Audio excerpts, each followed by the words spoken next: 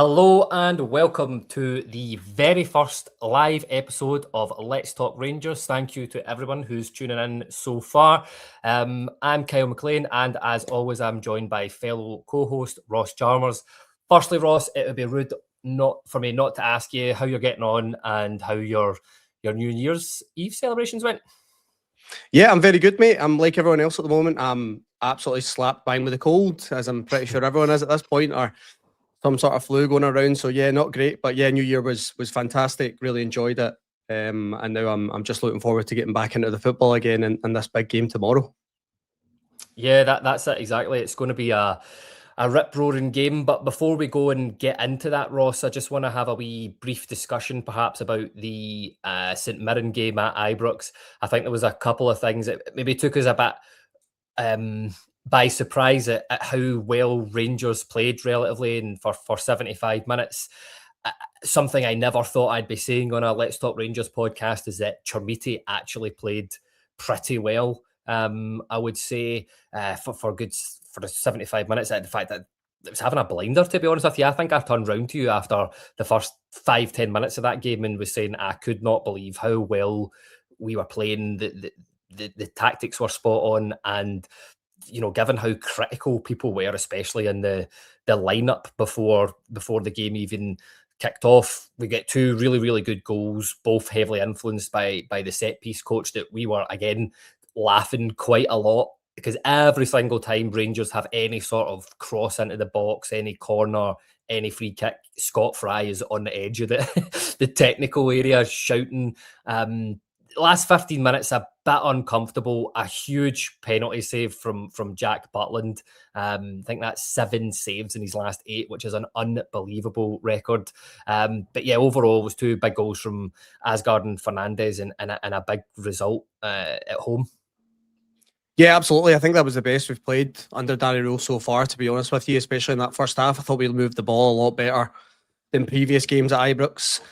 I mean, it was completely different against Motherwell a couple of days before, where they dominated the first 15-20 minutes. I thought Rangers dominated the first half an hour to 45 minutes the other night, and they deserved to go in ahead. I agree with you what you said on Yusuf Chermiti. I think we had a bit of a laugh and a joke about it before the game about I'm sure he'll do something wrong at some point, but actually he was brilliant. He was fantastic, and I think over the last couple of weeks his all-round play has started to get a lot better, and I think that's really encouraging. I think he still needs to kind of find that goal-scoring touch, and hopefully he finds that tomorrow. But I think he deserves a lot of credit for his performance. The likes of Fernandez continues to get better every single week. I thought the likes of Mohamed Diamandi done actually really well coming back into the side, and Teal Asgard starting to find goals. And I think you were right to highlight it. Jack Butland, incredible. I think he's faced 3 penalties in the league this season. He saved every single one of them.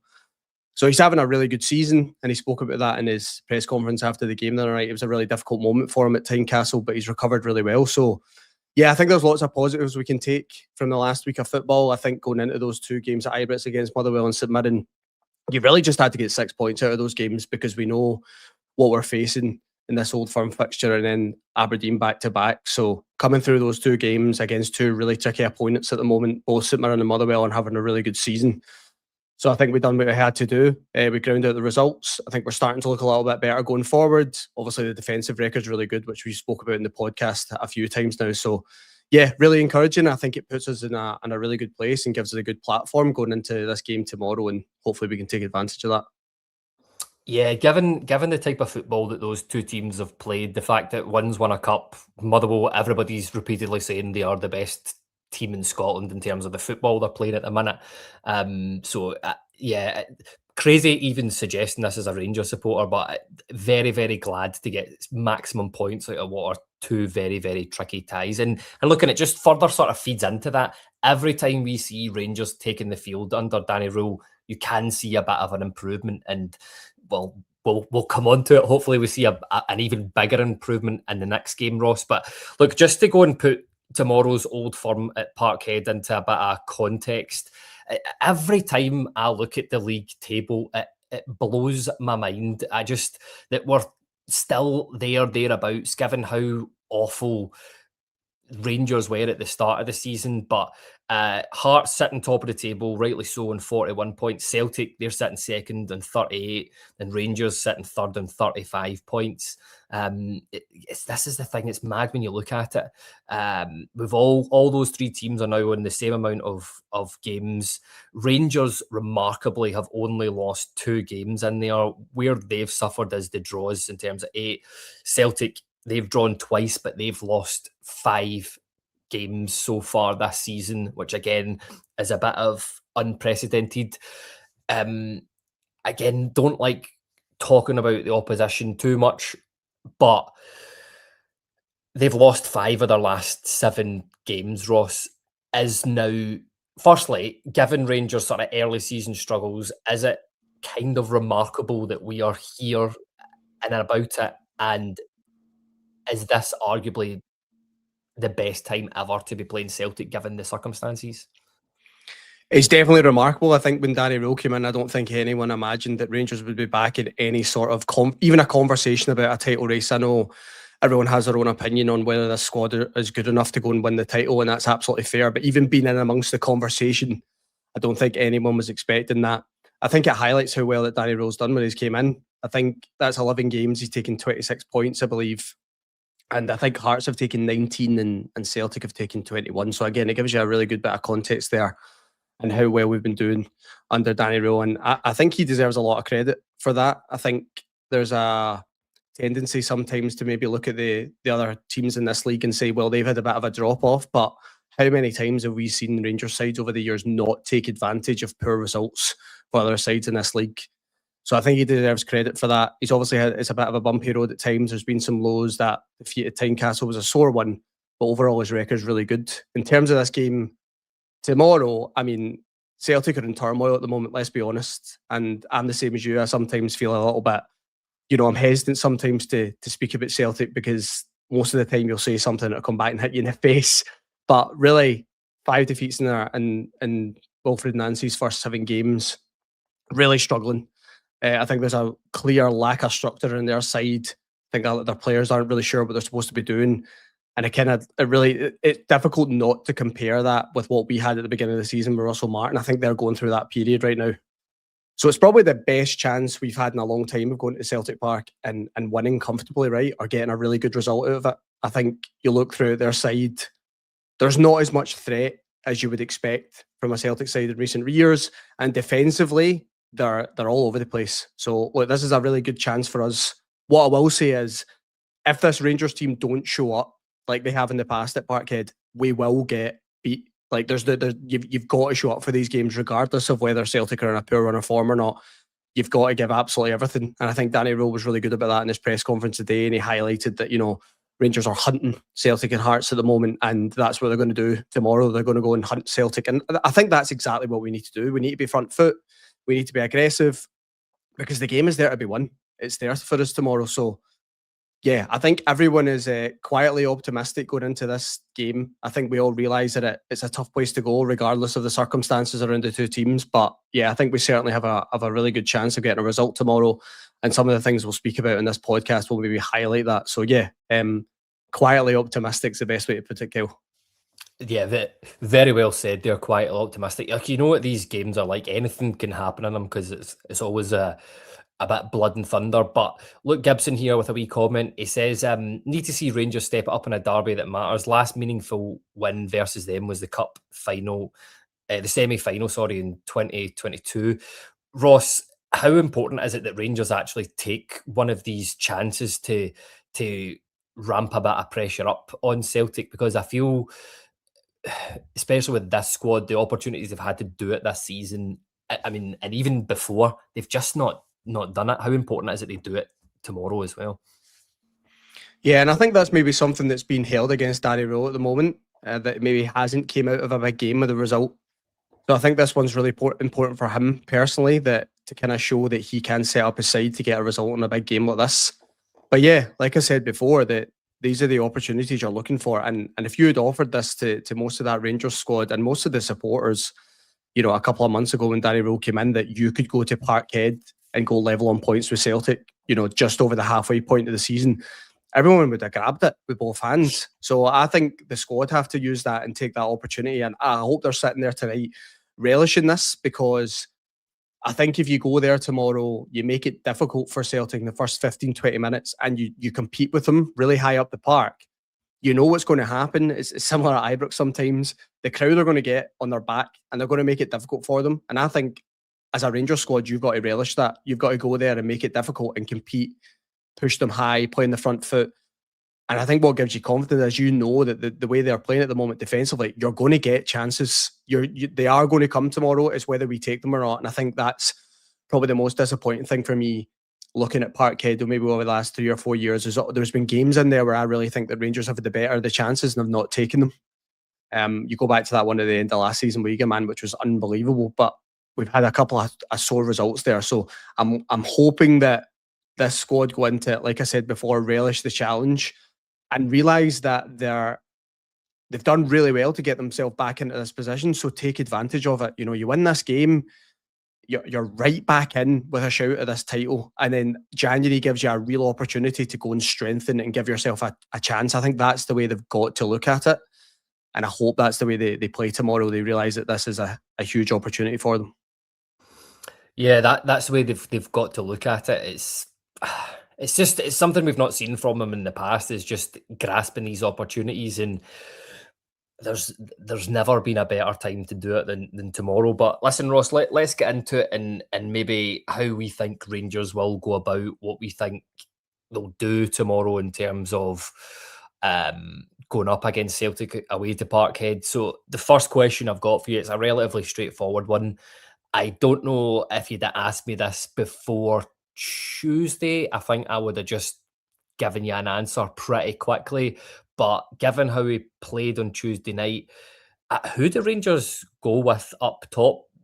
Because I just, like many Rangers supporters, I did not think that Yusuf Chamiti had that performance in him.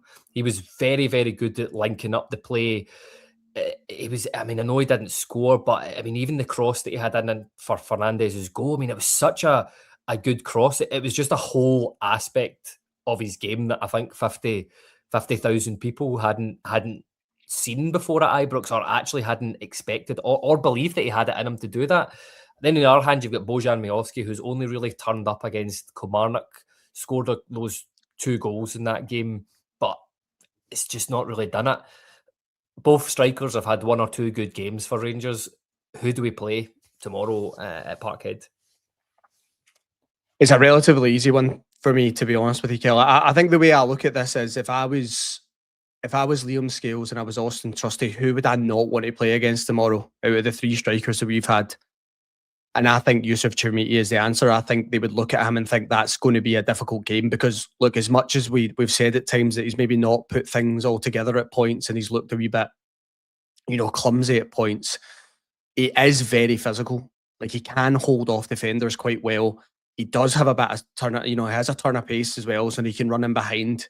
I think as a centre-back, you would much rather play against a Danilo or a Miovski, who don't really have that physicality. And okay, they're dangerous around the box, but Rangers have shown this season at times in certain games they struggle to create chances, so you wouldn't really worry about that too much.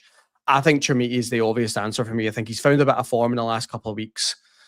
I think obviously the other night that was his best performance of the season by a distance, in my opinion. He did have other games where he looked okay. Away at Easter Road, I thought he'd done really well as well. But I think that his all-round game the other night, without that goal, has really started to come on. And I think at times, like, St Mirren are such a physical side. They're massive as well. We were sitting in the game the other night looking, most of St Mirren players are, coming close to 6 foot and above. And I thought he'd done really well. That Richard King that they have at centre back he's actually a really good centre back for this level, and I thought he handled it really well, and I thought he made it difficult for them. And I think that's the way I would look at tomorrow. I would want a striker in these games very much similar to Alfredo Morelos. And I'm not comparing the 2 players in terms of their pedigree or their ability. What I mean was Morelos went into these games and he single-handedly managed Celtic's defence at points. You know what I mean? He made it difficult for all of them, just is peeling onto one player, swapping to the other, running the channels, things like that. That's what we're going to need. We're going to need that tomorrow at times. We're going to be under pressure. We're going to be pinned back. You need a striker up front that can run the channels, hold people off, bring others in. I think Chermiti is the one to do that at the moment. Now, this is the funny thing about these conversations, Kyle. We could have this same, you could ask me this same question in 2 weeks and I could come back and go, oh, it's definitely Bojan Miovski, right? That's just the way the season's going at this point. Neither of them are grabbing that number 9 shirt and making it their own. So the way I look at it is, I just think from a Celtic perspective, what would I rather play against? And it would definitely be Miovski, because I just think that physicality is not really there. He's going to drop into space, but he's going to play it off quickly. He's not really going to hold someone off, and it's rare for him to run in behind at this point. Maybe the space would be there tomorrow, but I just haven't seen enough from him lately. So for me, it's a pretty easy one. It would be Chermiti up front for me tomorrow. Yeah, I wonder how many people would be saying that if he didn't have that game against St Mirren. But look, there's a few comments coming in here. Andrew Gill says Chermiti will ragdoll their defence, and that's exactly what you want in a game like that, because as you said, they have struggled. I just hope somebody, whoever was at the back post, scores again tomorrow. And you never know, given Manny Fernandez's comments about Scott Fry telling him to get at the back post. Wessel here says start with Chermiti and to have Miovski come on. And Wavel14 says Chermiti is a baller. Not sure I'd have been saying that a couple of weeks ago. But yeah, the next question, Ross, that I want to have a chat with you about, it was a guy on Tuesday. I was pretty surprised to see him completely omitted from the starting 11, but when it sort of came trickling out, in fact, it was totally omitted from the squad, but Danny Rule was managing his minutes. It's a guy who every single time he gets injured and then comes back into the Rangers squad, I could say he just brings this, calm, physical presence that we've just not had, and it's Dujon Sterling. We've also seen he's got a pretty wicked cross on him as well for already this season, and just a guy that I think everybody's just pretty pleased to have back in the squad. The question I've got for you tomorrow, or for today, is about tomorrow, is where is his best position for tomorrow? Because you and I had a bit of a disagreement about this, maybe where we would best play him. Like the options that I have seen him suggested, going into central midfield and shoring it up a bit there. I've seen him taking Tavernier out, which is, I think, what my preference would be, is to rotate Tav, because he's had a couple of games. We all know that he's not past it, but he's certainly on his coming towards the twilight stages of his career. And then there's the other option is to play him in at centre back there. Where would you play him, Ross, tomorrow? Yeah, I think we had a bit of a disagreement on this when we were talking about St Mirren, and I suggested before that game, maybe that would be the game for Dujon Sterling to go into midfield. And I don't really love him in that role, but I could understand what Danny Rule would be trying to do at that point, especially with the profiles that St Mirren have in there. I think for me tomorrow, I would probably agree with you. I think I would put him at right back tomorrow, because I think you want the physicality of John Souttar and Fernandez. I'm not really sure that Rangers should be going to a 3, because I think in the last couple of games they've looked a lot better in a 4, and they do have that flexibility to go to a 3 at the back with Gassama on that right hand side. We've seen that there on it against St Mirren. We changed the shape slightly. We asked Tavernier to tuck in a little bit, and we played Gassama a little bit deeper, and I think that worked, and it helped us when St Mirren changed their shape. So actually, I think we're going to agree on this one. I think for me tomorrow, Dujon Sterling will be going at right back. I don't think this is a game where you could potentially move a Dujon Sterling into midfield or at centre back, because I know he's done well at centre back, but it's mainly been a 3. So for me, I think right back, James Tavernier got put up to do the press today, which is sometimes a sign of that player's going to make an appearance. So maybe we're saying this and it's just not going to happen. But I think the way that Tav's been lately, I think it's clear that he's been struggling. And I'm the same as you. I don't think he's completely finished. I certainly think he's at the later stages of his career, and physically he's definitely not at the level he was before. But I still think James Tavernier can give you something, especially from an attacking sense or dead balls and things like that. But yeah, for me, it would be Dujon Sterling at right back. I think you've got to have him in the team. He's got to come back in. And I think he was rotated out on Tuesday because of that, because Danny Rule was looking at this like, I need this guy fit and available for Celtic, which again shows you how important he is, because he's not been an option for us for 7 months. And we spoke about this before. As soon as he's available again, it doesn't really matter what manager it is, they bring him back in straight away. So I think he's super important. I think he'll have to come into the side. For me, it would be right back. I know I seen Kevin Thompson on Twitter talking about that he would maybe move him into midfield. Again, I can understand the logic behind it, but I'm not sure this is the game for him tomorrow to move him into midfield. For me, the safest option, and I think his best position, is right back. Yeah, I think that's where a lot of people in the comments are agreeing there, that they would start Dujon Sterling at right back. But it's just it's crazy that every time he goes out, comes back in after an injury, and it's like, oh, he's our best player in like about 4 positions. And you just think that Rangers, when are they going to address this at some point? But yeah, we'll see in what they do in the future. But yeah, it'll be really, really interesting to see where Dujon Sterling starts tomorrow. No doubt Danny Rule will have a plan for him. But the thing with it, Sterling is that, and with Rule as well, is that they're both tactically flexible. You could start off in a back 4, and if Dujon Sterling's playing, you can always change it up to a back 3 by just some, as you said, some simple personnel changes. So yeah, I think that's the type of player he loves as well. He spoke about that, and that was maybe some of the profiles he was going to look for in January. They would give him that flexibility even more. That wouldn't surprise me if you're going to see guys come in that Danny Rule believes can play in certain styles and certain systems in different positions. So I think Dujon Sterling fits that perfectly. I think Gassama fits that as well. I think we've seen that now. He can play left or right. And I was really open about it, that I thought he was much better on the left-hand side. But actually that kind of right wing-back role seems to suit him as well. So yeah, you can change to that shape if you're under a little bit of pressure. And that seems to be the way Danny Rule goes if Rangers are potentially trying to, see a game out, or they're trying to get more control of the game. He just flips it back to a 5. So yeah, I completely agree with you that that's such a good aspect of Dujon Sterling's play. He is so comfortable regardless of where you put him. And we've said this before, we said it in the podcast last week, he's a much more intelligent footballer than I think people give him credit for. I think sometimes you look at defenders, especially aggressive defenders like that, and you kind of just label them as that. And that he's someone who's really hard in the tackle, and he's really great physically, and is fast across the ground. He's actually such a good, intelligent footballer, Dujon Sterling. He kind of knows where he needs to be at times. He understands when he needs to slow things down at times as well when he's in possession. He's just a really good player, and I think we always speak about it as well. That just always goes against him is that injury record. So hopefully now, that was an unfortunate one, the last one. Let's hope now he can find a bit of consistency and he's available for months rather than weeks. I know, stay away from sprinklers, but Wavel14 here just sums up. He says, Big Douche is brilliant. But I know on a personal note that you're a wee bit gutted, Ross, because Alec Gogic only plays one position in the centre of the pitch, so that might rule him out for the January transfer. But see, just before we do come on to talk about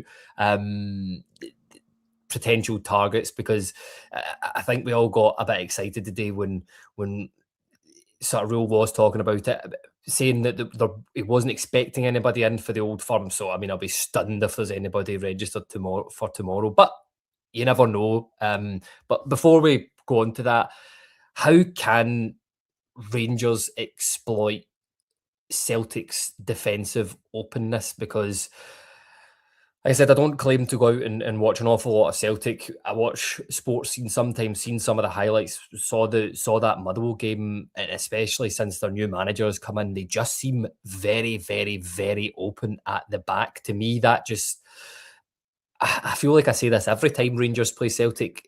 Is it as simple as pressing them high, putting them under pressure, and ultimately the Rangers have the personnel to punish Celtic consistently throughout 90 minutes at Parkhead?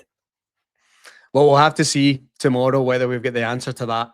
I think we can all be honest and say we're not sure at this point whether Rangers have the quality to punish Celtic. I think Motherwell have shown you the blueprint the other night on how to beat Celtic. I think you have to be really aggressive. I think we've said this over the years that Celtic do have some good footballers. The likes of McGregor and Hatate in midfield are good players, right? There's no point in denying it. We can see that they're good players. And one of the big things we've done over the years is we've stopped Callum McGregor.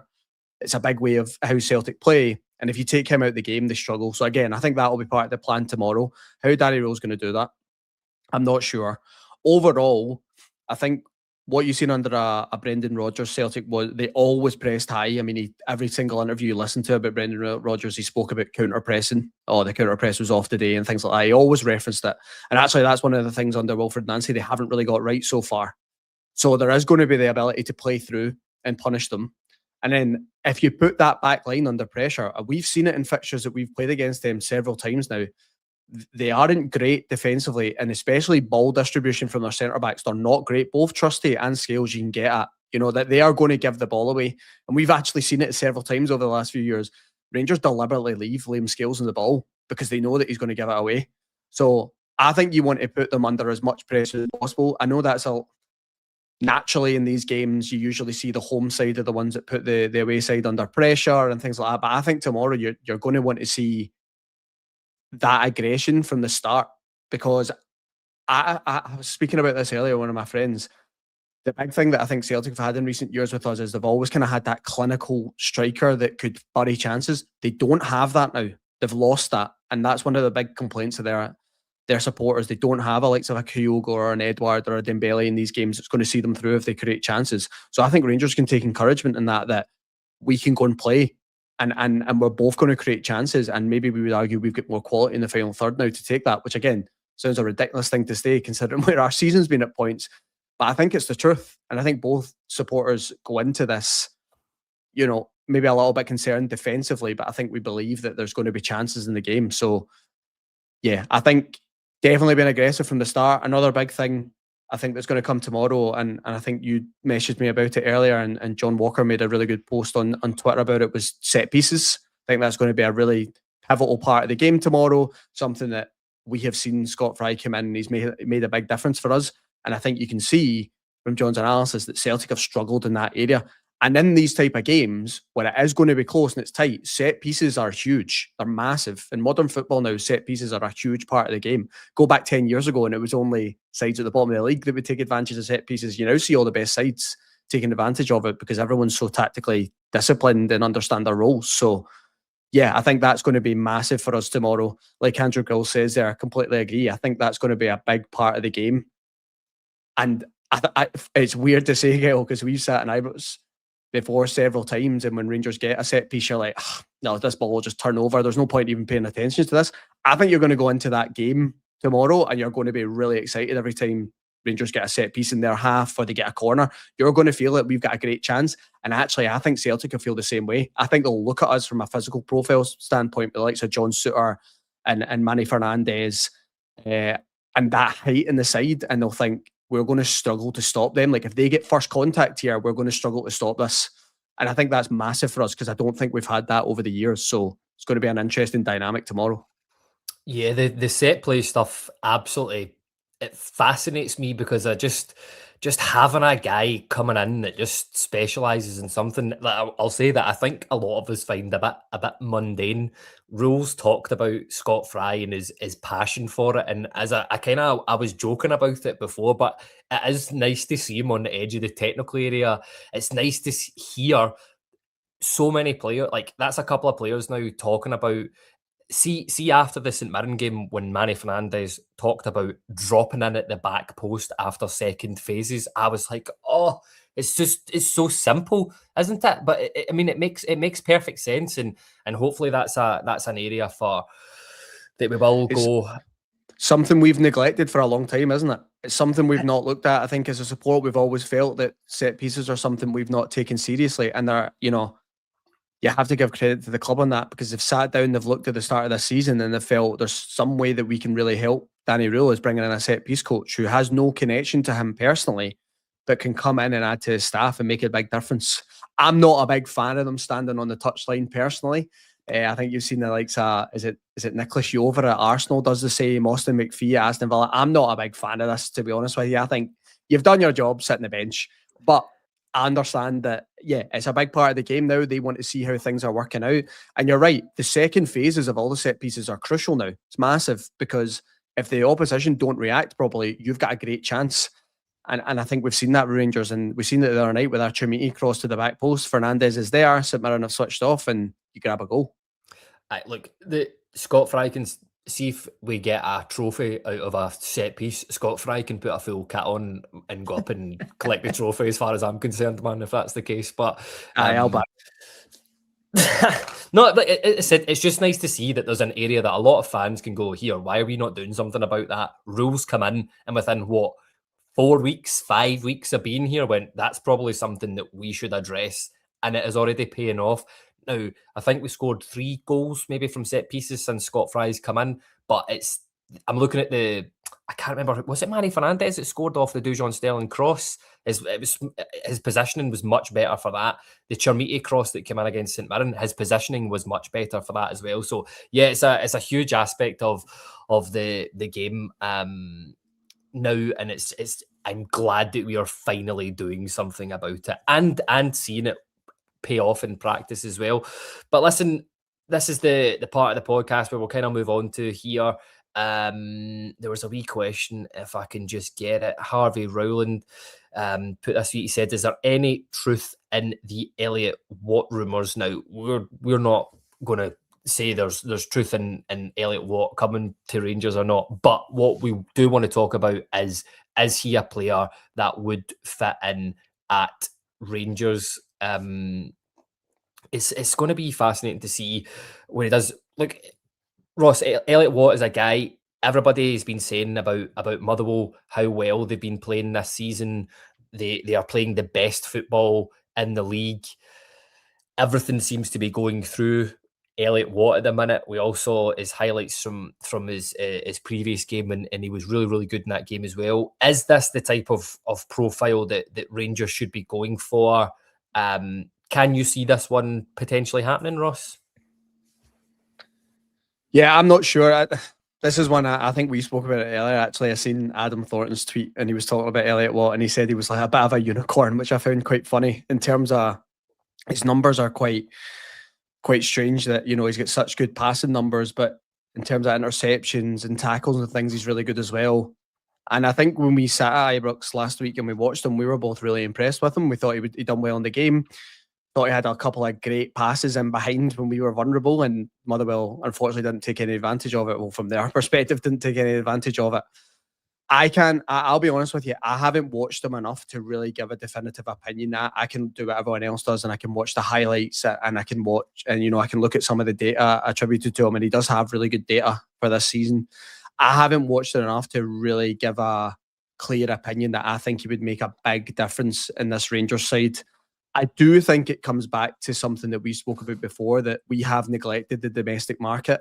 And when you have a player that is playing so well in this league, even though it's not a guarantee that they're going to come here and be a success, if you can pick them up for a relatively good fee, then you should be taking a chance on guys that have played here and have shown they've got the ability to do so. The most encouraging thing, I think, for this is that Elliot Watt plays in a Motherwell side who are comfortably the best footballing side in the league this year, the way they play. I mean, we said that when they came to Ibrox, they were brilliant the first 15, 20 minutes and probably deserved to grab some sort of goal out of the game, and Jack Butland saved us that day. And I think if you're playing the side like that and everything's kind of going through you, and you're the guy in midfield that people are relying on, you must have a little bit about you. So the data looks quite good for him. And the eye test kind of passes for me personally, but I haven't really seen enough of them. But just in terms of that domestic market, of course, that is something we should be looking at. I think last season or last summer, the likes of Josh Mulligan and Lawrence Shankland were 2 players that Rangers should have signed. And maybe there's someone we'll talk about as well in James Penrice. That's another that Rangers should have been looking at in the summer. So I'm all for Rangers looking at the SPFL and trying to find really good players in this division and sign them. Absolutely. I personally can't give a definitive opinion. I'm not sure about yourself, how much you've watched him. I think he would be a good player for us, but am I completely convinced he's going to make the big difference for us with our midfield? I'm not sure, but in terms of that market, absolutely Rangers should be exploring it. Yeah, no, definitely. Look, I think I seen earlier on socials that there was a rumoured 500 grand release clause for him. See if you can go in and get a guy like that for that type of money. Obviously, it's a no brainer for me, because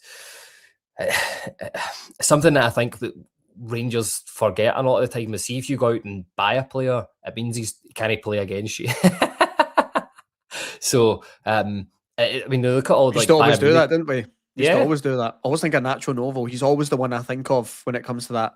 And he was so good for Dundee, and we went out and signed him, and because of that, and both Old Firm clubs wanted him at the time. So, yeah, absolutely, we should be doing that whenever we can. yeah, but like you said, in terms of a profile to come in and start, I'm not sure, but he's done very, very well at Motherwell this season. Another player that I want to talk about, you and I have had a discussion about this. I just feel very, very sort of uninspired by this one. And especially seeing as I saw the rumoured transfer fee today as well. And it's Josh Windass from Wrexham. Rangers rumoured to be very, very interested. And obviously, Josh Windass having played for Rangers before. And he's played under Danny Rule at Sheffield Wednesday.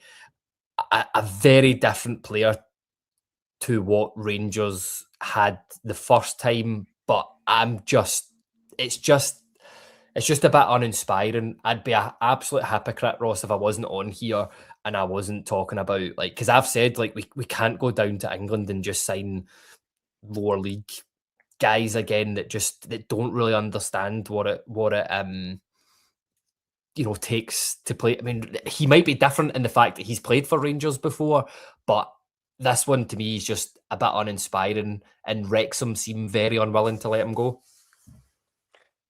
Yeah, I mean, I'm conflicted on this one, I'll be honest. I think maybe the thing that frustrates me about this, and look, I understand the reaction when you're linked with a Josh Windass, that people just look at it and go, he was rubbish for us the first time. His attitude was poor. You don't get a second chance. That's it. And I get it. So I can understand where people are coming from. I think for me, that analysis, without looking at what he's done since he left Rangers, is quite lazy. And I think when he's been down in the Championship for the last 6-7 years, his record is very good. I mean, he's been consistently one of the best players in the Championship for Sheffield Wednesday. I think I had a wee look at some of his numbers in the Championship earlier. He's played 196 games, so reliable, and he plays 30 to 40 games every single season. He get 57 goals and 25 assists. So goal contributions wise, he's not far away from 1 and 2. And he's not played up front that whole time. He has changed roles throughout his career. He's played in the left. I think he's played in the right at times. He's played it as number 10. And I think the last few years, he's started to play up front a little bit more. So I think if you look at it that way, or you don't take that into considerations, I think it's just a little bit lazy. What I will say for Josh Windass, and a lot of the things I've read about him since he's left Rangers, I think it's his biggest regret ever in his career that he left Rangers. I think he had really poor guidance at that point of his career. And I think he said within 6 months he realised he'd made a mistake. Now, again, that's not me letting him off the hook. I think that just shows that he was immature at the time. I think Steven Gerrard basically told him about the bid from Wigan and was like, you'll not go there, obviously. And he went. And that was because there was frustration at times that I think he wanted to play through the middle, didn't he? And Gerrard didn't want to play him through the middle. He wanted to play him off the left. And he made that move, and I think he regrets it. The other thing is, everyone I've listened to talk about Josh Windass, he's an ultimate professional. Like, one of the fittest in the squad every single season, takes everything seriously, leads by example. So I think you would be getting a very, very different player to what you had before. And again, that's not me sitting here saying we must sign Josh Windass, because I'm kind of on the fence about it. I think it's one of those ones that if we didn't sign, I wouldn't be too bothered. And like you referenced earlier, Kyle, in terms of that 5 million fee, that's way too high. So I don't want us going anywhere near Josh Windass for 5 million, if that's what rumoured what Wrexham are looking for. But I do think you have to take everything into consideration. We can't just look at his time at Rangers. You've got to look at what he's done since he's left. And he has been a good player. And I can understand why Rangers at this point in January are going to Danny Rule and they're asking him, are there a couple of players that you want us to bring in that it's you that wants, and we'll prioritise it? Because where we are right now, we can't plan for the long term. It's got to be some short-term decisions. And if Danny Rule looks at it and goes, I know what I can get from this guy, I've worked so well for him in the past, and Windass has spoke really complimentary about Danny Rule as well, I can understand why Rangers are looking at it. Personally, I don't think it will happen, because I think the finances involved are just way more than we are going to be willing to pay for him. But I think the player himself, I don't think it is a complete disaster that a lot have been talking about online. I think that I can understand why that link is there and why Rangers would be willing to do it, if the fee is right, of course.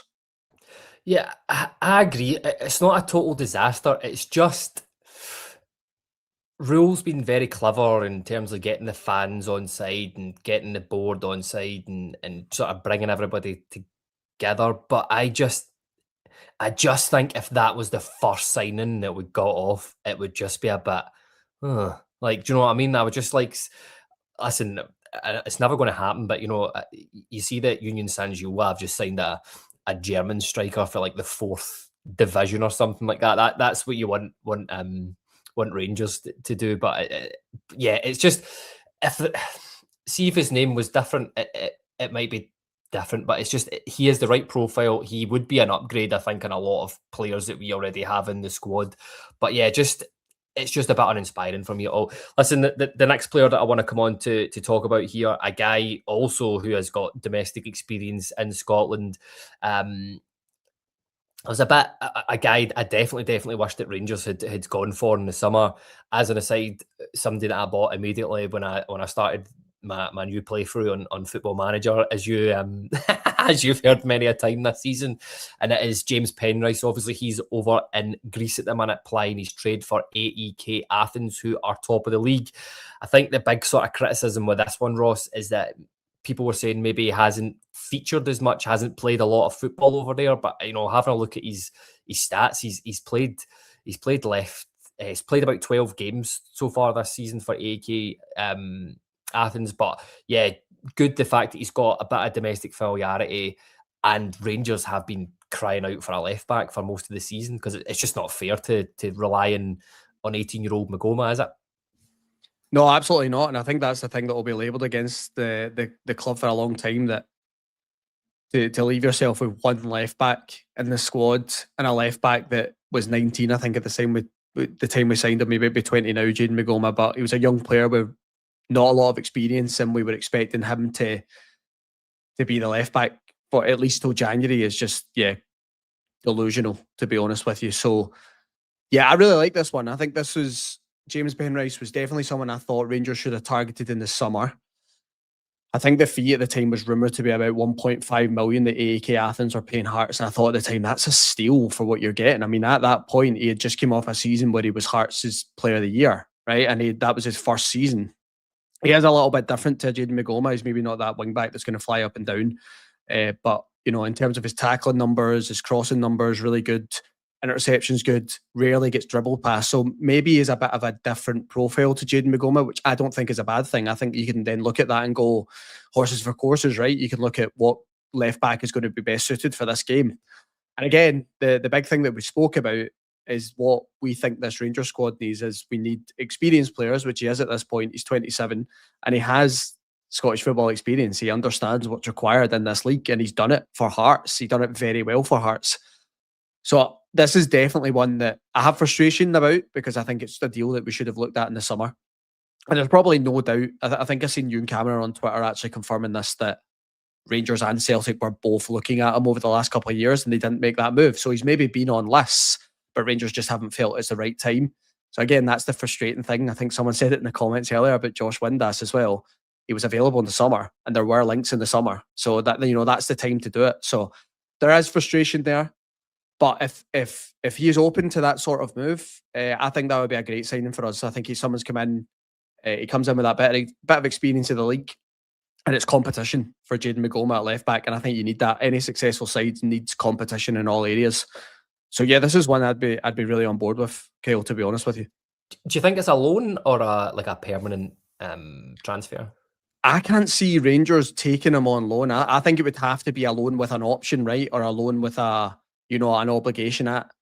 I don't see the point in taking him on loan, to be honest. So for me, I think it would have to be a loan with an option. Now, AEK might want to make a tidy profit on James Penrice, and unfortunately, that's what's going to come with it. If they paid 1.5 and they're selling him 6 months later, they might want 2.5, 3 million to let him go. So that's something that Rangers are going to have to consider, and they have to then, look at it and think whether he's worth that fee or not.